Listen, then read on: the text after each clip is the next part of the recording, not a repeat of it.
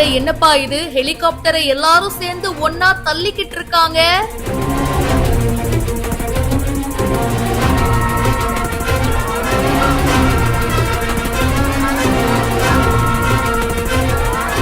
ஜனாதிபதி வந்த ஹெலிகாப்டருக்கு என்னதான் ஆச்சு?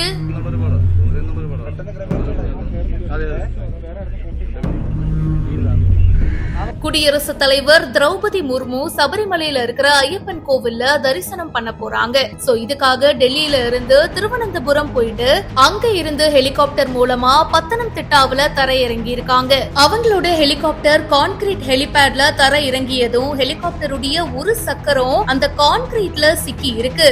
அதுக்கப்புறம் என்னங்க பண்ண முடியும்? பாதுகாப்பு பணியில இருந்த காவல்துறை அதிகாரிகளும் தீயணைப்பு துறையினரும் அந்த ஹெலிகாப்டரை கையினால தள்ளி விட்டுருக்காங்க.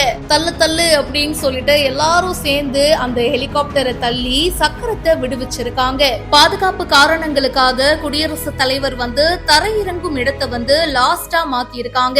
நிலக்கல்ல இருந்து பத்தனம்திட்டாவுக்கு மாற்றப்பட்டிருக்கு. அதுக்கப்புறமா அவசரமா இந்த ஹெலிபேட் கான்கிரீட் சிமெண்ட்டை ஊத்தி இருக்காங்க. இதனாலதான் ஈரமா இருந்த அந்த கான்கிரீட் ஹெலிபேட்ல குடியரசுத் தலைவர் தரையிறங்கிய அந்த ஹெலிகாப்டருடைய சக்கரம் சிக்கி இருக்கு. அப்புறமா ஒரு வழியா மீட்டுட்டாங்க. இந்த வீடியோ பத்தின உங்களுடைய கருத்துக்களை கமெண்ட் செக்ஷன்ல சொல்லுங்க. இப்பவே பிஹைண்ட் ரூட்ஸ்க்கு ஃபாலோ பண்ணுங்க.